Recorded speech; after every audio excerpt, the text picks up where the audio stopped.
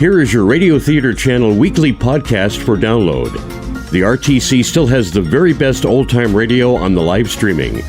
And if it's music you love, tune in to the RTC Music Channel, where this link and many others are on our website at oldtimeradiolisten.com. Now, here's Jim. Hello and welcome to the RTC Weekly Download. I'm your host, Jim Dolan. Today we listen to an episode of the Lux Radio Theater, a full hour-long drama, and it features a story about My Bill. And Bill, a youngster, steps up to be the man of the house. Let's listen in and find out how he does it.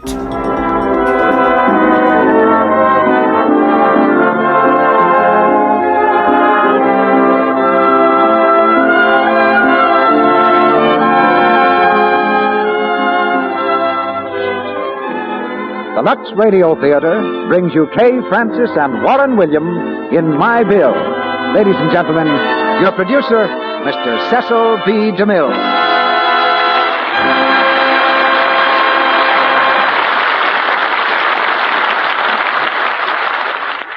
Greetings from Hollywood, ladies and gentlemen. Tonight, we follow the fortunes of a gallant woman, a symbol of all those gallant women who faced the world alone and found happiness for themselves and for their children. I think perhaps we've all known someone like Mary Colebrook in the play My Bill.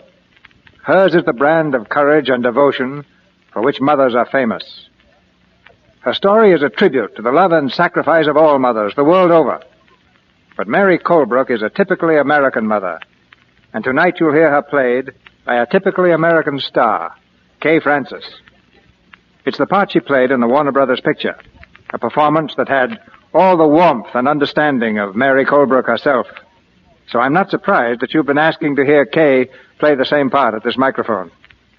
And co-starring with Kay, we present Warren William, who's back on this stage after too long an absence.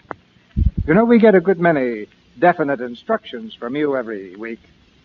Not just as we do the comments and criticisms. And one of the most frequent comments from members of this audience is that after listening to the Lux Radio Theater for a few Monday nights, they feel they'd like to take out a regular membership. So they buy a cake of Lux toilet soap for the first time. And that's a noble gesture. And the beginning of a pretty good habit, too. One cake always deserves another, and another, and another. So the regular listener becomes a regular customer. And that's what makes Lux toilet soap a national habit among millions of American women. And tonight we have a play especially tailored for these millions of women. A play about one woman who found herself fighting the whole world with only one real ally, a 10-year-old son named Bill. The strongest bond in the world is the tie between a mother and child. Incidentally, this is one of the best parts we've ever had for a boy actor. And I believe you'll hear more about the lad who's playing it tonight, Dix Davis. Now the curtain rises on the first act of the play My Bill, starring Kay Francis as Mary Colebrook and Warren William as John Rudlin, with Dix Davis as Bill.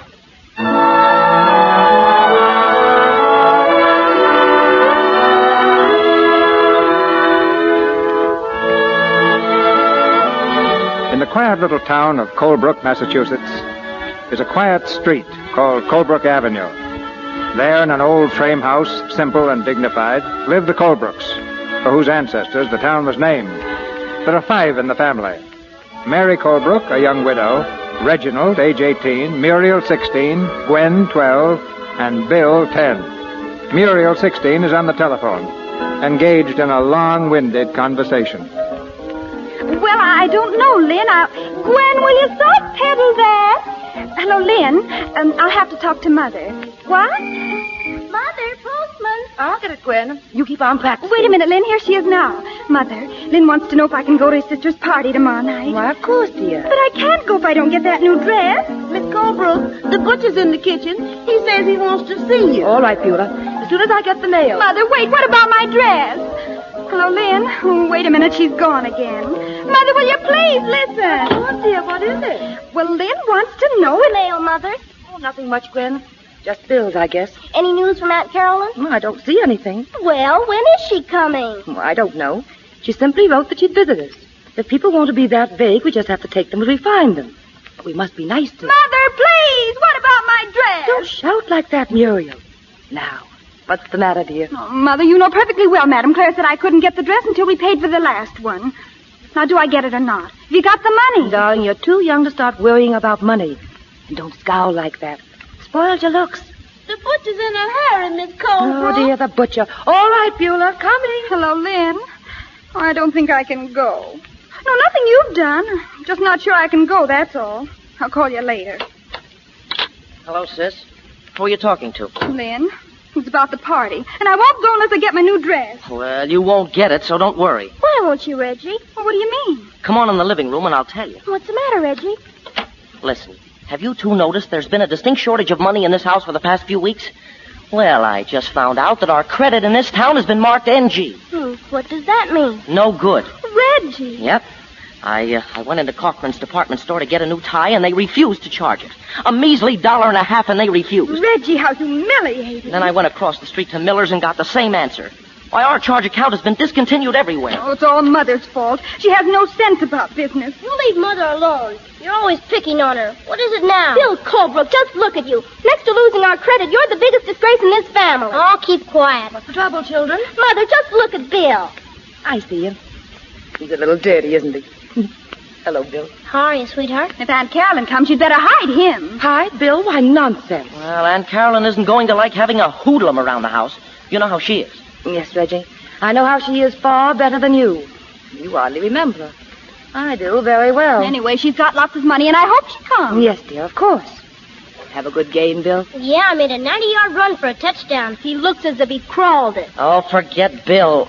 Mother, if we're on the brink of financial ruin, don't you think you might tell us about it? Oh, Reggie, what's the matter? Our credit is so poor that I can't buy a $1.50 tie. That's what's the matter. You've got a desk full of bills. And you didn't pay the butcher because you haven't any money in your purse. I looked. Well, how am I ever going to finish my law course? And how am I going to get my dress? Or go on with my art study? What about my piano lesson? Children, please. Now, don't get yourselves all upset. It's bad for your digestion. Beulah, door, please. Mother, is all the money Dad left us gone? We want to know. You know, we're not babies any longer. Of course you're not. Reggie, straighten your tie. Well, there's been a little mix-up in my account with the brokers, that's all. But there's nothing for you to worry about. Tomorrow, Mother will take care of everything. Miss Colebrook, you've got to come out and talk to these men. What's the matter, Beulah? And Ben's going to move our piano. That's what we're going to do, lady. Unless you got $24. 2 months payment. Well, as a matter of fact, at the moment I haven't. But I could call the company and explain. Won't do no good, lady. Cash or the piano. Let's get it, Jake. You leave my piano alone. Gwen, please. Don't you dare touch that piano. You're the next thing you know, they're all like that. You got to leave. We can't go on living like this anymore. Hiya, Colebrook. Lynn. Oh, hello, Lynn. How are you? The door was open, so I came on in. I dropped over to see why Muriel won't go to the party. You moving? Watch it. Oh, no. No, we're just getting rid of the old piano. Oh, what's the use of kidding Lynn, Mother? The fact is the piano is being taken away from us. Why don't you shut up? Because I'm tired of Mother's floor flushing. That's why I've had enough. Go on, you big bag of wind. Bill, don't.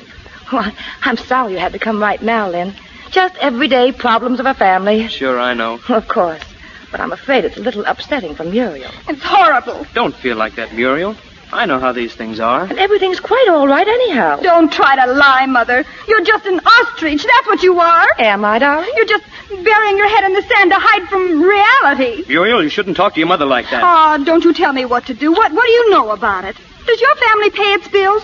Your mother knows what's happened to the money your father's left her. Well, Lynn's father is very much alive, dear. Oh, you know what I'm talking about. Muriel, take it easy. Look, Mrs. Colebrook, I have a little money, and if you'd let me help her... Mother, if you take so much as 1 penny from Lynn, I'll never speak to you again as long as I live.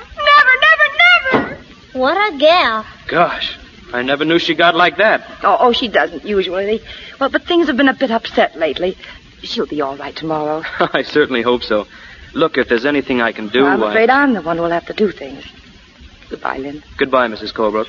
So long, Bill. So long, Romeo. Better luck next time. You'll never see him again. Gwen, go wash your face. You're a sight. I don't care. When I think of all that practicing I've done just being wasted, I don't care about anything. Are things really bad, sweetheart? Well, they aren't too good, Bill. Well, I got some money. Can you do anything with 65 cents? Mm-hmm. You can get a quart of ice cream. The children always feel better when there's ice cream for dessert. Yeah, but what about everything else? Tomorrow, Bill. I'll think of something the very first thing in the morning. Okay. But don't let them get you down, sweetheart. I'll go get the ice cream. Thanks, darling. Hello?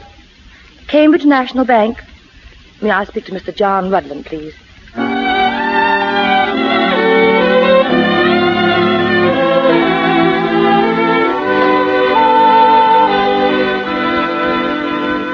Sit down, Mary.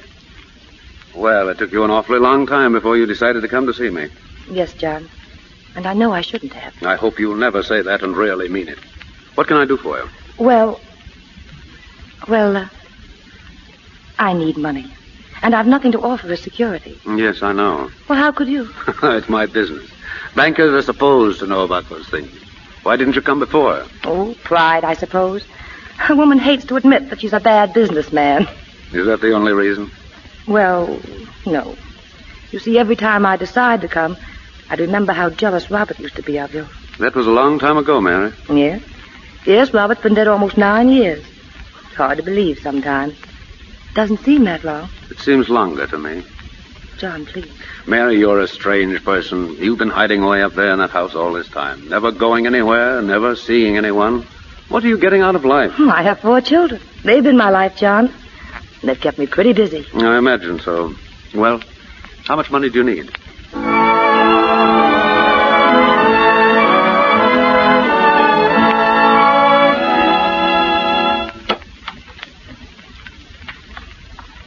Hello? Anybody home? We're all home in the living room. Oh, that's nice. What's all the packages, Mother? Just a few things for dinner. And a few other things. Reggie, you wanted a tie, didn't you? Well, here it is. I hope you like the color. A tie? Bill, put these flowers in water, will you, sweet? Flowers? Mother, what's the meaning of this? And Gwen, dear, the piano will be back this afternoon. The man said at 3. Oh, Mother. Muriel, here's your dress, darling. Madame Claire just finished it. Mother, you got it. Oh, and Reggie, I want you to pay the rent, the lights, the grocer, and the butcher. You'll have to hurry before they close. What am I going to use for money? Oh, don't be such a pessimist. Here. Mother, what a roll of bills.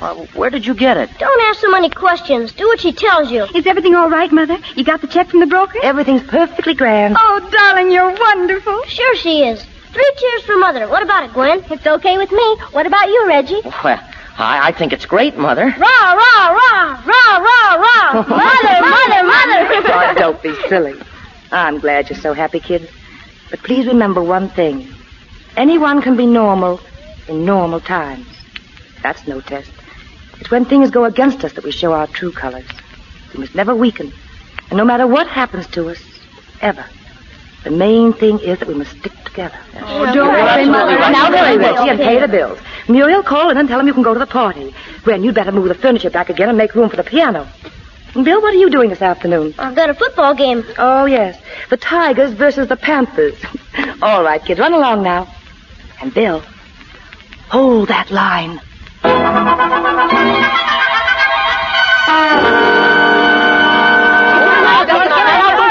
All right, signal 62, 78, 23. Hi. Kick it, Bill, kick it. Oh, boy, what a kick. Nice work, Bill. Hey, holy mackerel. You busted a window. Come on. Oh, gee, it would have to be Mrs. Crosby's window. Yeah, that old crab. Well, it's goodbye to your ball, Bill. I'll get her back. I ain't afraid of her. Come on, right back, fellas. You'll get your ball, young man, when my window is fixed. And not a minute before. Now go away. All right, Mrs. Crosby. I guess you're just what everybody says you are. What do they say I am? A mean, nasty old woman who locks herself in. Why, you get out. Get out of here. Hey, what's the matter? My heart. Gee whiz. Here, sit down. Want me to call a doctor? No. No doctors. Got any medicine in the house? Upstairs. But I'm all right now. Don't bother. Here, let me rub your hands. I'll stimulate the blood. What happened? Just one of my spells. Gee, ain't there anyone to take care of you when you get one? No. I live alone here. In this big house? I should think you'd get awful lonesome and want someone to talk to now and then. I haven't anyone. Gee, I'm sorry. I guess what my mother said must be right. What did she say? Well, just last week she said, Mrs. Crosby isn't really mean. It's just that she hasn't got a single friend anywhere. And that's why she feels the whole world's against her. She said that?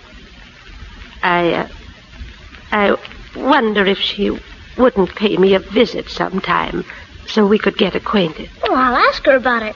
You'll like my mother. She's swell. I'm sure of it. Well, I guess I'll be getting on home, if you're all right now. Oh, just a second.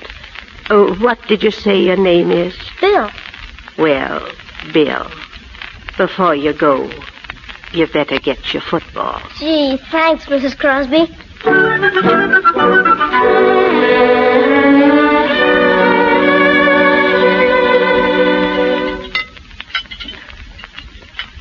Pass the bread, Reggie. Now, Gwen, eat all of those vegetables. They're good for you. Oh, gee. Excuse me, will you, Mother?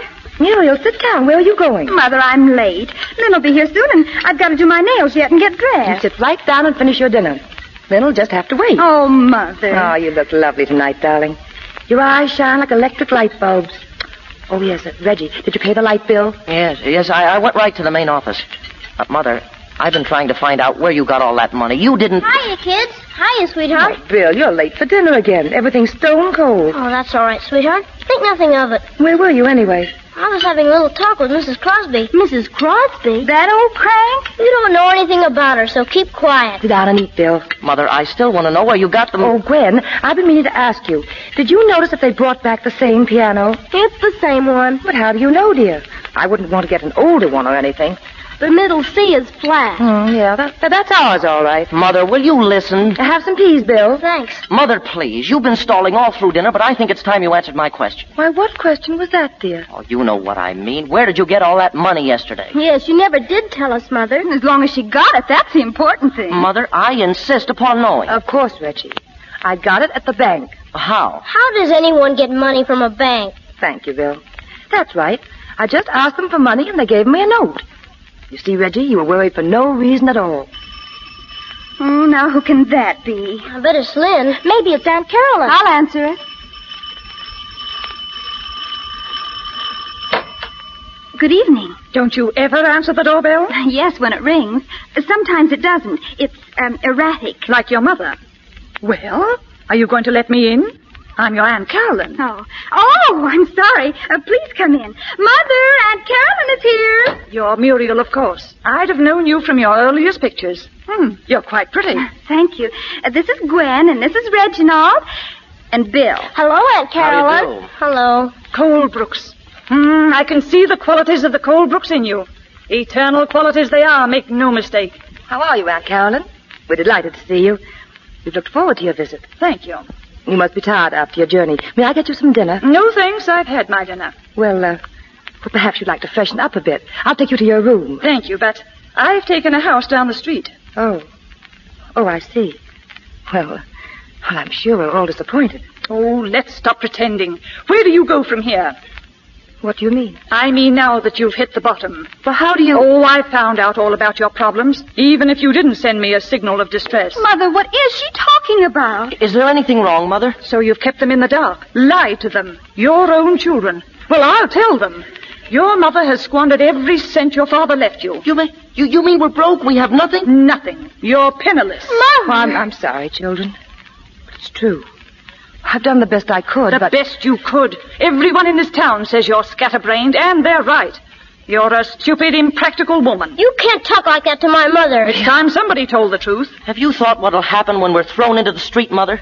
We don't own this house, you know. Have I thought about it? Reggie, I haven't slept for weeks. But how could you go through that much money? You don't understand, dear.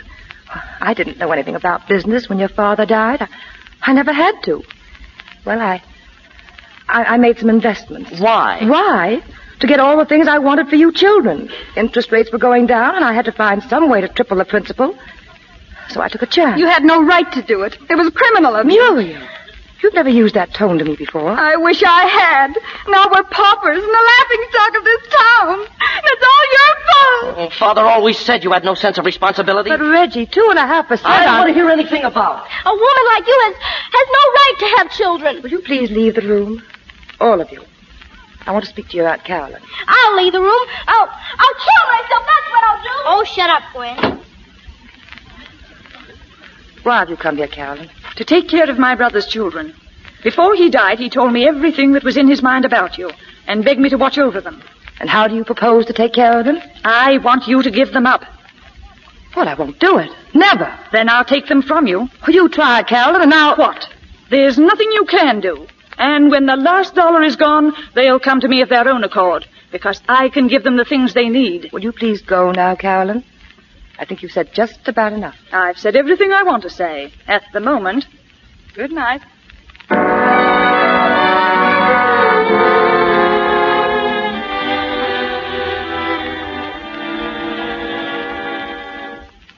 These packages, sweetheart. On the table. Hello, Muriel. Hello. Well, I'm beginning to economize. Bill and I walked all the way to the market. How much did we save on the vegetables, Bill? You said a dime. That's right. Mother, I want to know something. Again, dear? You told us you got that money from the bank. Yes, dear. What bank? The Cambridge National Bank. Why? From Mr. Rudlin? Well, yes, darling. He's the president, isn't he? If we're so poor, what kind of security could you have given him? He didn't ask for any. I just gave him a note, payable on demand. Oh, Mother, how could you? That bachelor! But I don't understand you. You've given a note payable on demand to John T. Rudlin, who's the most despicable man in this town. Now, darling, you're going through the hysterical period of your life, but you can't afford to be too ridiculous. A lot of people don't like John Rudlin because he's a banker. And he's smart. But he happens to be a very fine man and an old friend. He's no good. And he's always been in love with you, hasn't he? Muriel, where did you... He was after you even when my father was alive. Aunt Carolyn said so. Oh, Aunt Carolyn. When did you see Aunt Carolyn? I didn't. But Reggie did, this morning. Oh, I see. Well, she stops at nothing, does she? Oh, I wouldn't worry about John Rudlin or that note, dear. I'll pay him back. You'll do nothing of the sort. You're not going to disgrace this family anymore. When the time comes, I'll pay what you owe. You'll pay? Yes. I'll marry some rich man and save this family. I've just sent Lynn away. Boy, are you nuts. Oh, no, Bill. She's just melodramatic. She has a self-sacrificing complex. But I think that shows something good in her. Are you ready, Muriel? Come on, I've got the bags. Reggie. Gwen. Well, where are you going? There's no use making a fuss, Mother. The girls and I are leaving. Leaving? Yes, I've had a talk with Aunt Carolyn, and she's invited us to live with her. Reggie. Well, you can't do this. You're traitors, that's what you are. Now, we're simply trying to be practical, Mother. You don't seem to realize what our position is. I realize better than you know. Oh, but we're not licked yet. I'll find some way out of this difficulty. Already I've begun to economize. I may even find a job for myself. But no matter what happens, you can't leave. Well, if you intend economizing, why should you object to our going to live with Aunt Carolyn, who can well afford it? And it would make things easier for you. It's simple arithmetic. It isn't arithmetic at all. It's a spite. Oh, she doesn't care about you, Reggie, or any of the others. She just hates me. She never wanted your father to marry me. I don't know why. Well, that's something we know nothing of. We're merely trying to be sensible. Now, children, you're young and you don't realize what you're doing. I don't mean just running over to Aunt Carolyn's. It isn't how much you'll hurt me, but it's how much you're hurting yourselves. It makes you cowardly. I can stop you, you know. You're not of age, but I won't. I'm going to let you make your own decisions. But you ought to know that this is all wrong. Why, we agreed to stick together. It's too late for speeches, Mother. We're leaving. Come on, Gwen. Muriel. Goodbye, Mother. Go on, scram. You're a fine bunch of heels. That's all I can say. It's really gone. And I couldn't stop. Don't cry, sweetheart. They're not worth crying about, honest. Why, I could have managed somehow. It would have come out all right if we just stuck together. Sure it would. But if they turned out to be rats, you can't help it. Oh, they're children. But, Bill, you don't understand that. They're still my children. And I want them back. Sure, I know how you feel. But never mind, sweetheart. I'm here. Yes, Bill. Yes, you're here. You're still with me, aren't you?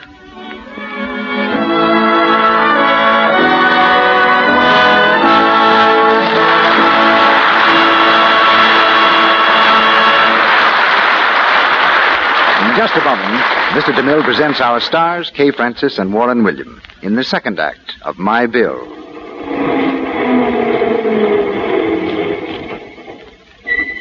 Does that sound familiar? A crowded bus is stopping to take on a passenger. It's Mrs. Randall, all tired out from a hard day's shopping. Goodness, I wish these buses wouldn't start till a person's had a chance to get her fare out. Oh, wait, driver, I'm caught in the door. There, that finishes the feather on my hat. Took the top right off, I'll bet. Phew. It's good to get a seat even if you are practically shoved into it. I'm so tired I almost wish the Johnsons weren't coming over tonight. Glad I've got this new dress, though. Hope Jim will like it. I wish I was home. I can't wait to get into a good, warm Lux soap bath. It'll make a new woman of me. Mrs. Randall has the right idea. After that Lux toilet soap beauty bath, she will feel like a new woman, rested and wonderfully refreshed. And here's the important thing. She'll be confident of the charm she knows is most important of all, the charm of perfect, exquisite daintiness. You see, Lux soap has active lather that carries away perspiration and every trace of dust and dirt. It leaves skin really fresh, sweet, and its delicate perfume is so refreshing. And 10 to 1, when Mrs. Randall slips on that new dress of hers this evening, she'll say to herself, I feel so fresh after that lovely Lux soap bath. It's really wonderful. Yes, fastidious women love the way a Lux toilet soap beauty bath makes daintiness sure.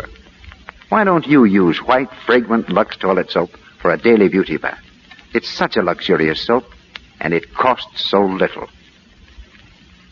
We pause now for station identification.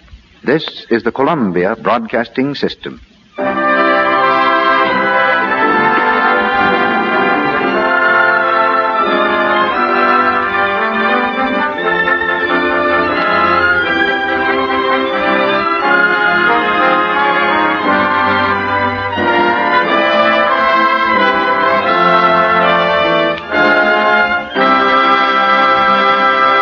Act 2 of My Bill, starring Kay Francis as Mary Colebrook and Warren William as John Rudland, with Dix Davis as Bill.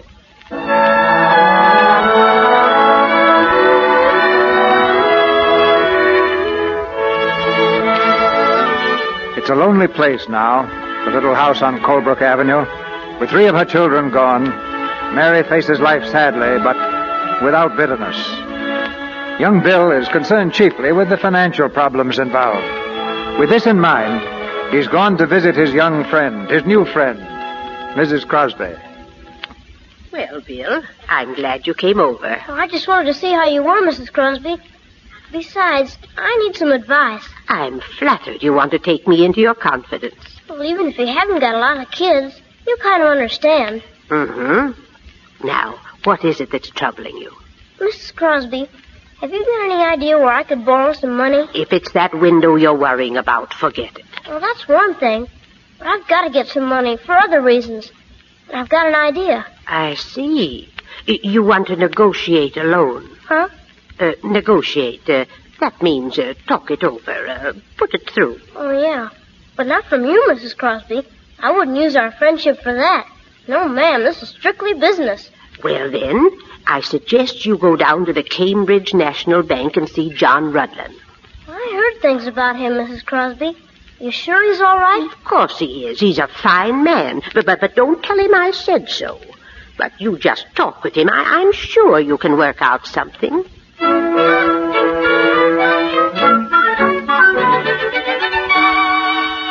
a seat, Bill. What can I do for you? Well, Mr. Rudland, I want to negotiate a loan. Huh? Oh, I see. What for, Bill? Well, Mr. Rudland, I want to go into the newspaper business, and I'm desperate for $3. What do I have to do to get it? I mean, I haven't got any securities and that kind of stuff. No security, eh? That's bad, isn't it? Yes, sir. But I have a pretty good reputation. That counts too, doesn't it? Yes. We always consider the borrower's reputation, Bill. And I've never heard any slander about you. But do you think that business conditions are ripe to open a newspaper stand? Well, they're ripe for me anyway. All right, Bill. I think we can manage to let you have that loan. Oh, boy. Oh, Miss Kelly. Yes, sir? Will you draw up a loan for $3 for Mr. William Colebrook? What? Why, yes, sir. Right away. And, Miss Kelly, tell the office boy he doesn't need to go out to buy papers. Hereafter, we'll take from Mr. Colebrook. Yes. Oh, boy, thanks. Don't you think the idea's got possibilities, Mr. Rudland? Sounds good, Bill. And why don't you get a regular route besides? People to subscribe through you. Say, that's great. No wonder Mom says you're smart. How is your mother, Bill? Well, there's nothing wrong with Mom that money can't cure. That's why I'm starting now. Good boy. Take care of her, Bill. She's a fine woman.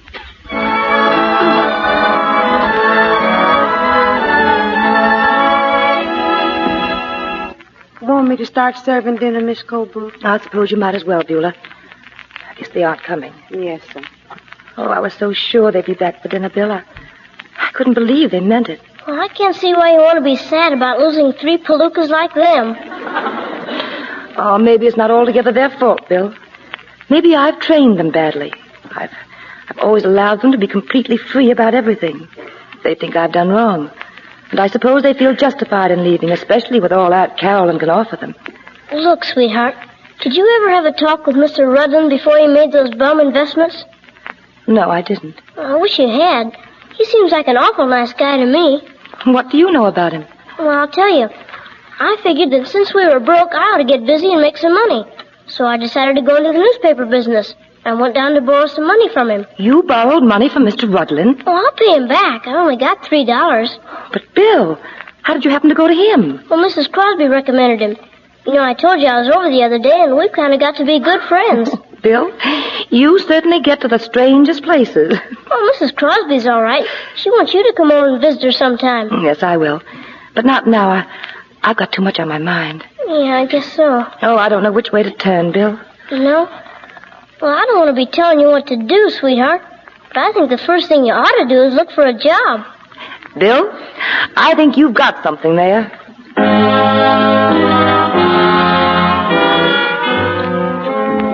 You know how to operate a contometer? What's that? Never mind. Do you type? Well, not very fast. And of course you don't know shorthand. No, I don't. I'm sorry, but there's nothing.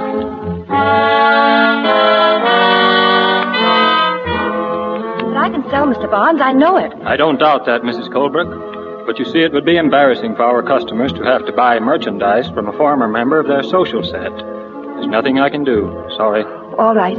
Thank you. Well, there might be something open, Mrs. Colebrook, but in our business one has to be able to make friends. Do you think you could do that? Oh, certainly. I don't have any trouble making friends. Well, if you're sure about that, I think we might get along together very well. Don't you think so? Oh, no, I don't. Good afternoon.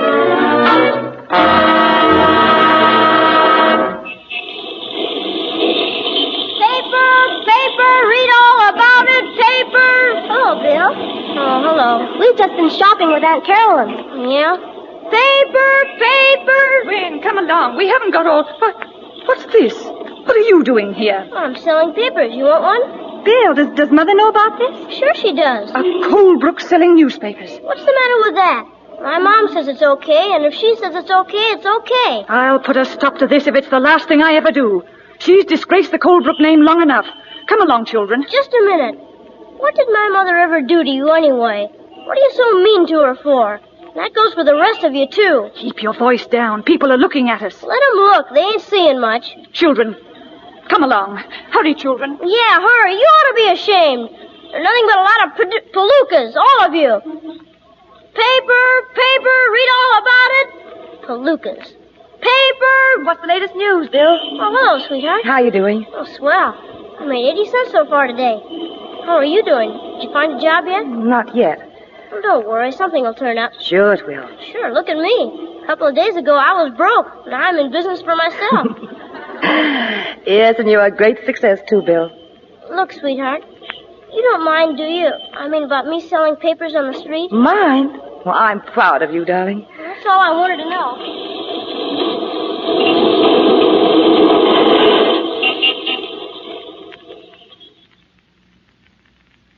I don't understand, Carolyn.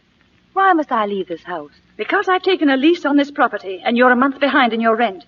You'll vacate this house by the end of the week, and as soon as you do, I shall bring the children back to their home. You're doing this deliberately, Carolyn. Oh, why do you hate me so much? What have I ever done to you? I'm trying to protect the Colebrook name. You've gone through a fortune and left your children no alternative but one of charity, and now you allow William to make a spectacle of himself selling papers in the streets. You have no consideration for family pride or your children. You're a disgrace to them. Is that the way they feel about it? They do. And the sooner you and Bill leave town, the better it will be for all concerned. I realize you have no funds, but if you do as I ask, I shall see to it that wherever you go, you'll receive enough for living expenses. I don't want your charity. That's up to you. Good day. Is that Aunt Carolyn, sweetheart? What's she want now? Bill, we're leaving here. Huh? What for? Well, Aunt Carolyn has taken a lease on this house and wants us to get out. Giving us the needle again, huh? Well, we can find another place. No, Bill. We're leaving Colebrook. What? Just because she wants to get rid of us? With the children, too. They're ashamed of us. Me being broke and you selling papers. Well, where do you want to go, sweetheart? New York. I've got just enough to get us there and take care of us until I can get a job. Couldn't find anything here? No.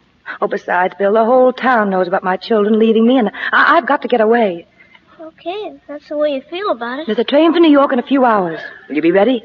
All right, I guess I can sell newspapers there, too. I'm sure you can. All right, I'd like to say goodbye to old Mrs. Crosby. Can I? Well, of course, dear. I'll pack your things for you.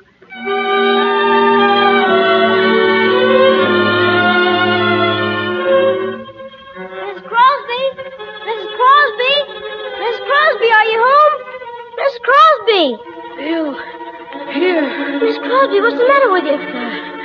My heart. You shouldn't be alone like this. I'll get my mom. She'll know what to do. Hurry.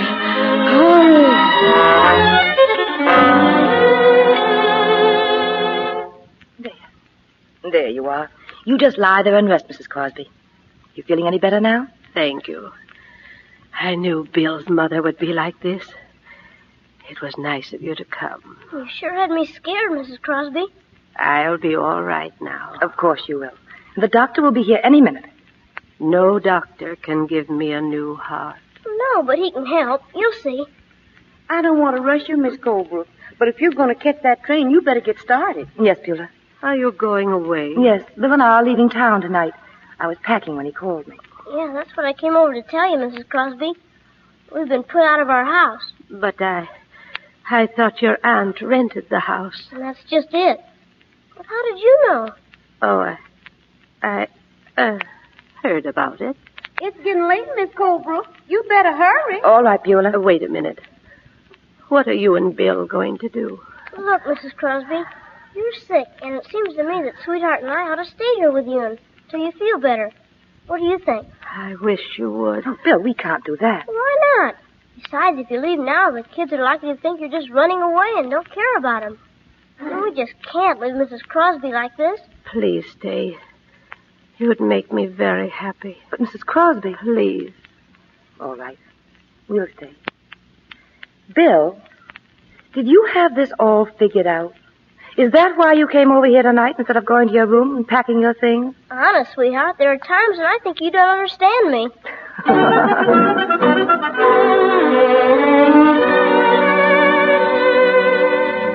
Well, Doctor, is she any better? I'm afraid not.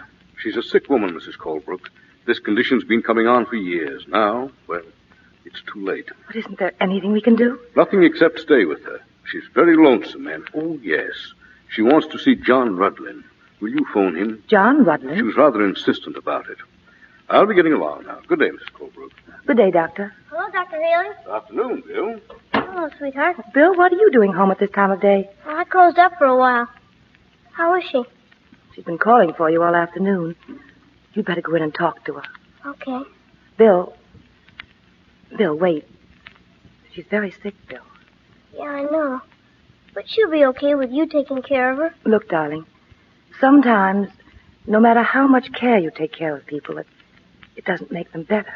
I don't know what you mean. Sometimes people get tired, Bill. So tired that nothing can help them. They've lived such a long time, and they need rest. And then after a while, they stop trying to go on. It's nothing to be frightened of. Even they aren't frightened. Do you know now what I mean, darling? I guess so. She's a good friend of yours, isn't she? Yeah. Go into her now, my sweet. She's waiting. Hi, Duchess. Hello, Bill. How's the paper business? Swell. I made $1.20 today. How are you doing? Not so good. Has Mr. Rudlin come yet? No. Mom's calling him now. What do you want to see him for? Business. Think you're the only one who... Oh, gosh, isn't there something I can do for you? Yes. What? You can give a kiss to an old lady. I don't know any old ladies. Then you can give it to me. Huh. What you sniveling about? Nothing. I just got a little cold. Anything else you want me to do? Get Rudlin up here. Quick. He'll be here. Don't worry, he'll come.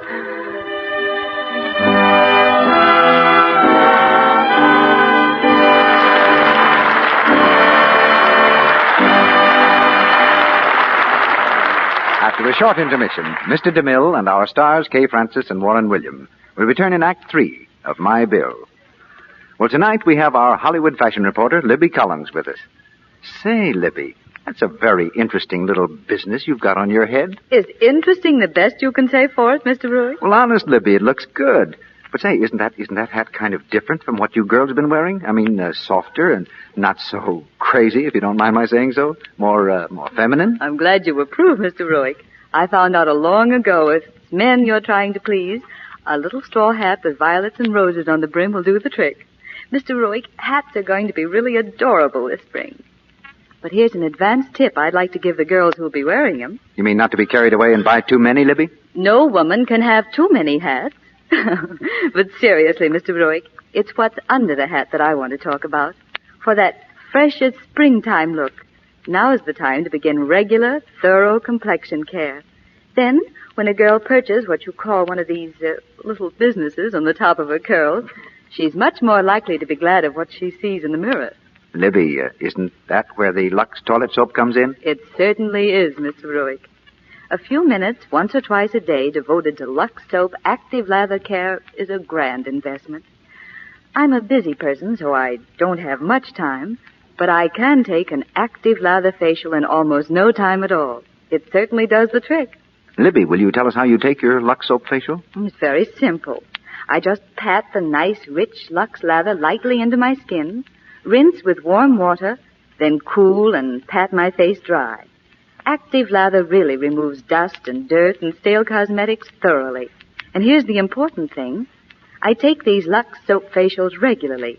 Never neglect this care at bedtime, no matter how tired I am. You're a wise woman, Libby. And thanks for the tip. To the women in our audience, I say, won't you try these Lux beauty facials for 30 days? Here in Hollywood, famous screen stars take them regularly. They say their skin feels so smooth and soft after a Lux facial. It looks so fresh, too. You'll be delighted with this gentle Lux care, they tell you. So why not get 3 cakes of Lux toilet soap tomorrow? Now, our producer, Mr. DeMille. The curtain rises on the third act of My Bill.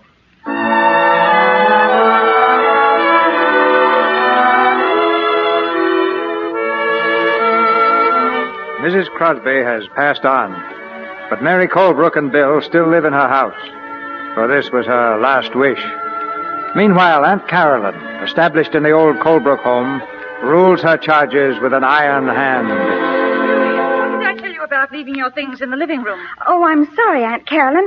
I was just going out. Where? Well, I had a date with Lynn. I thought you weren't going to see him anymore. Well, I thought it all over, and if it's all right with you... It's not all right with me. But... We'll discuss it later.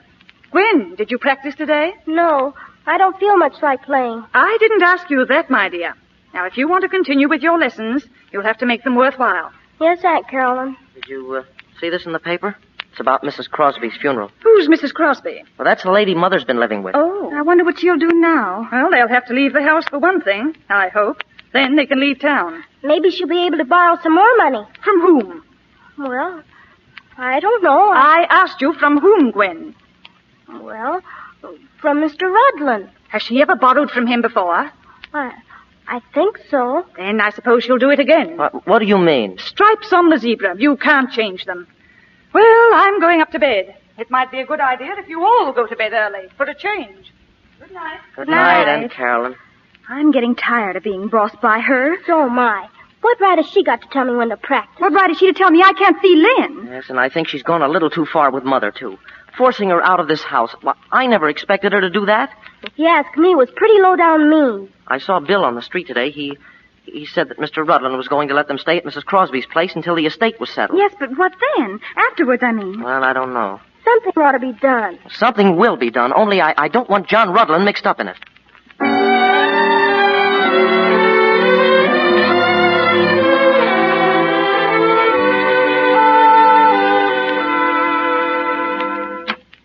Yes, what is it?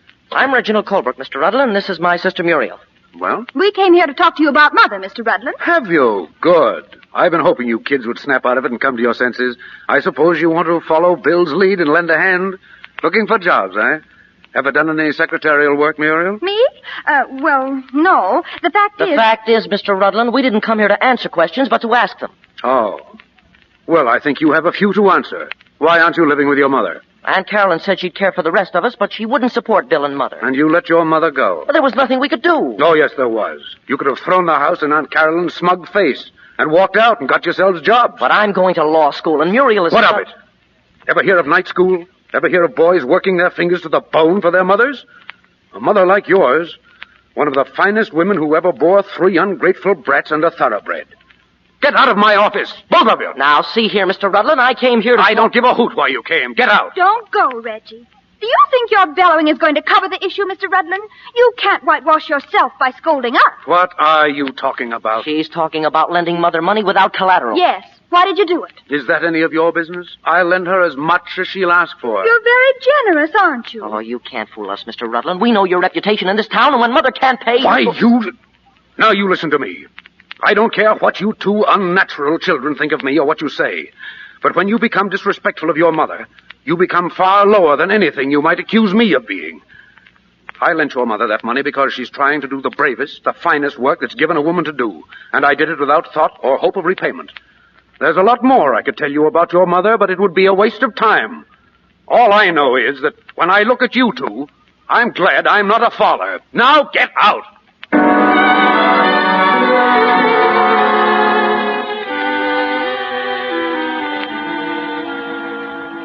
Sit down, Bill. I can't stay, Mr. Rutland. I've got to sell 50 papers today. I think what I have to say is just a little more important. But I got to get enough to buy a Mother's Day present for Sweetheart. She'll get it. Look, Bill, I'm executor of Mrs. Crosby's estate. Yeah? What's that got to do with me? A great deal. You see, you're the sole heir to her property. Huh? She left you everything she had. There's considerable stock. I won't know how much until it's liquidated. Then there are 2 houses. 2? Yes. The one you and your mother are living in, and the one your Aunt Carolyn rented. You mean our house? That's right. Mrs. Crosby owned it, but it wasn't generally known. Now there's a clause in Aunt Carolyn's lease obliging your aunt to vacate immediately should the property change hands. Say that again. I said you had the right to take possession at any time. Yeah? Hey, look, could you do me a favor? Of course. What? Go down and take care of my paper stand for a while. Huh? I got some important business to attend to.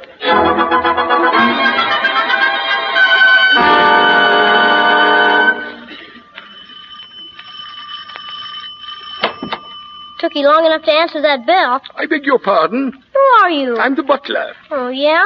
Where are the others? Where's Aunt Carolyn? She's not at home. Well, that's swell. You can start packing because you're not at home either. What's that? That's right.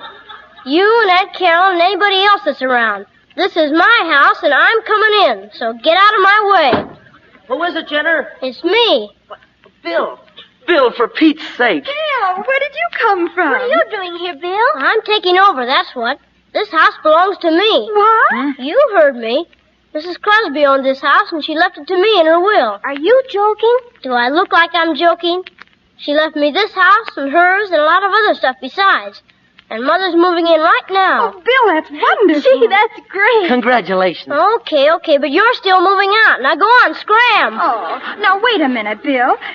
There's something we want to tell you. Yes, Wait, Bill, nothing. You can't come crawling back just because the ship isn't sinking anymore. Now go on, beat it, scram.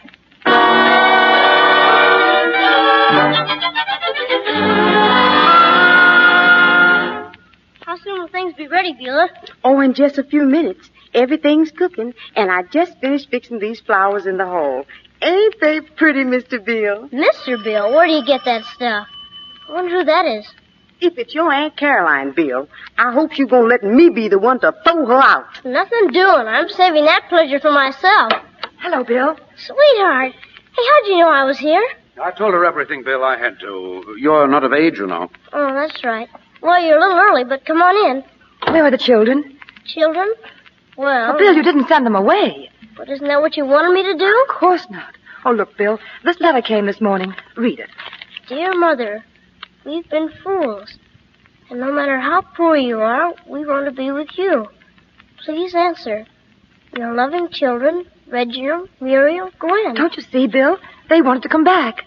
And you really want them? Oh, of course I do. Okay, I just wanted to be sure they weren't lying to me about this letter. All right, Beulah, open up.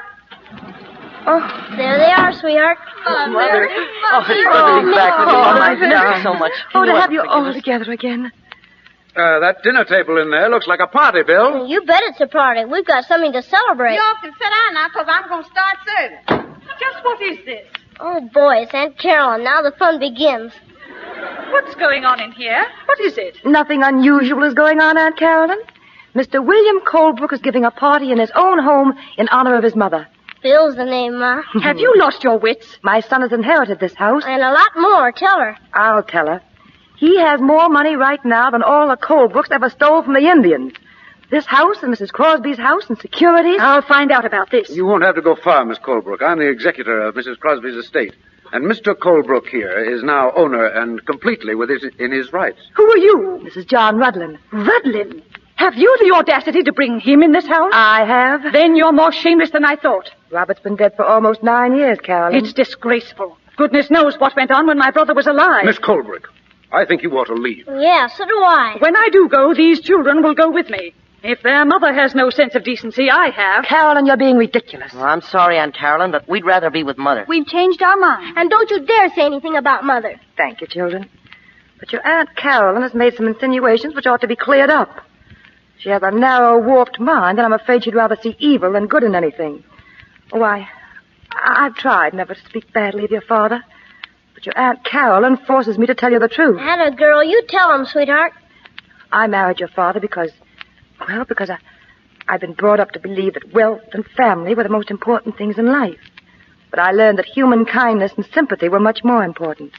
Your father didn't seem to feel that way. Oh, not that he was ever deliberately vicious or cruel. He was only indifferent to people's feelings. I believe his family would call it being strong-minded. My brother Robert Keep quiet, Caroline. I'm talking now. I suppose when the Colebrook's first settled here, they had to be hard and disciplined in order to survive. And that was the way he wanted to raise his children. I believed that kind of training was no longer necessary. And I told him so. Oh, we fought about it constantly. In time, we would have worked out our own problems, but his family wouldn't let us. They interfered at every turn. They hated me. They've always hated me. If you think I'm going to stand You here... keep quiet. Atta girl, sweetheart, go ahead. Just let me get my breath. You always told us Father was a swell guy. Well, I always wanted you to think so, Reggie. But it's too late now. I had known John Rudlin when I was a girl. He was a bank clerk then, and... Well, I made the mistake of marrying your father instead of him. But when he learned what I had to put up with, he came and begged to help me. Your father found out about it. Your Aunt Carol and the rest of the Colebrook saw to that. They began to poison his mind against me. They accused me of every dreadful thing you could think of, even in public, till I thought I couldn't stand it any longer. But I knew they'd never let me have my children, so I put up with it. Until your father died and I was free of them. Mother, why didn't you tell us before? Because I've tried to spare you these things. Well, even after your father's death, I refused to see John Rudlin because of any possibility of hurting you children. Not even for financial advice, and heaven knows I needed it. But from now on, it's going to be different. I told my brother that you were in love with this man. Yes. Yes, I've always loved John Rudlin. And I knew that he loved me. So now we're going to be married. Gee, that's swell, sweetheart. Oh, I'm so happy, Mother. I'm all for it, Mother. Disgraceful, that's what it is. Aunt Caroline, I'm sorry for you, because I suppose you can't help being a Colebrook. But my sorrow isn't great enough to prevent me from throwing you out of this house. Don't you push me, Mary Colebrook. Oh, gee, I wanted to put her out. Aunt Caroline, there's the door. Stop it. And now, as Bill would say, Aunt Carolyn Scram. Well, I guess that's that. Oh, well, now I think we can have our dinner. Dinner, sir. Mother, here's something we bought for you.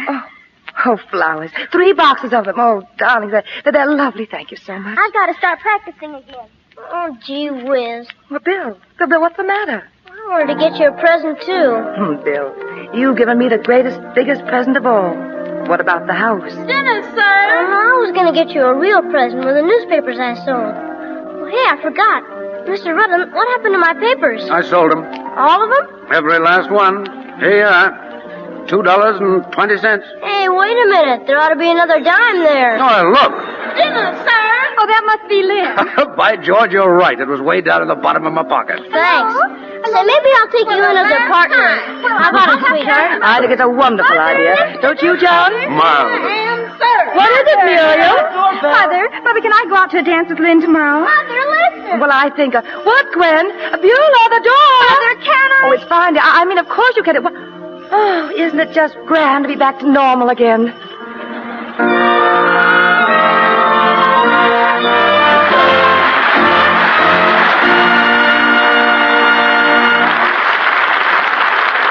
The curtain falls on tonight's play, and Kay Francis and Warren William return to the footlights. We congratulate them on a fine performance. Thank you, Mr. DeMille. And I know you'll join us in awarding a big red apple to Dix Davis, who played Bill tonight. He certainly deserves it. He's a fine trooper. Now, we haven't got a red apple handy. So suppose we find him another part instead. Kay, it was very pleasant appearing with you again. Just like old times, Warren. It's several years since we did a picture together. You know, Kay, I like to remember Warren as a tall, decisive figure in a toga. A toga? I imagine he looks well in one, but why? Well, he played Caesar for me in Cleopatra. And confidentially, I've always admired any man who can look decisive in a toga. Purely the inspiration I had from the director, C.B. Seriously, though, it's grand to be here in this theater again, Mr. DeMille. I've enjoyed it. And I want to tell you that I'm still absolutely loyal to Lux Soap. It's been several years since I discovered what a help it is in keeping one's complexion smooth. And now I wouldn't think of using any soap but Lux. Great minds run on the same channel, Kay, when it comes to Lux Soap. And I know the audience is anxious now to hear about next week's play, Mr. DeMille. Well, it's one to really get excited about, Kay. Because next Monday night, we're going to present Bob Hope and Constance Bennett in The Awful Truth. It's a madcap comedy with Bob in a part of a young man who's trying to win back the love of his former wife against pretty tough competition. Frankly, we believe it's an even better play for Bob than the one we had when he was here last year. So if you're looking for a really entertaining hit, don't miss Bob Hope and Constance Bennett in The Awful Truth at this microphone next Monday night. I certainly won't, C.B. It sounds like a great show. Good night. Good night. Good night. Good night. Theaters like this are made by stars like you.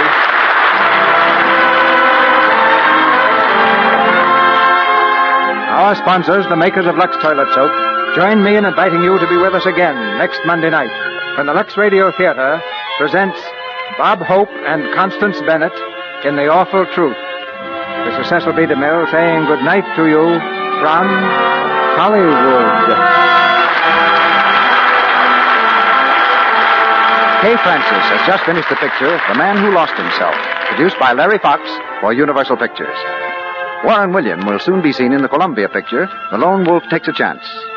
Heard in tonight's play were Dix Davis as Bill, Claire Videra as Aunt Caroline, Janet Waldo as Muriel, Sidney Miller as Reggie, Barbara Jean Wong as Gwen, Verna Tholton as Mrs. Crosby, Edward Arnold Jr. as Lynn, Bernice Pilot as Beulah, Lou Merrill as truck driver, Ferdinand Munier as doctor, and Shirley Ward, Alaire Armstead, James Reed, and Tommy Lane. Our music is directed by Louis Silvers. And your announcer has been Melville Ruick. This is the Columbia Broadcasting System.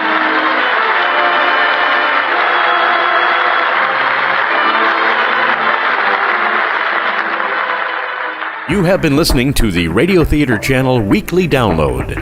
Check out our continuous stream at www.otrlisten.com. And join us next week for another Radio Theater Channel Weekly Download.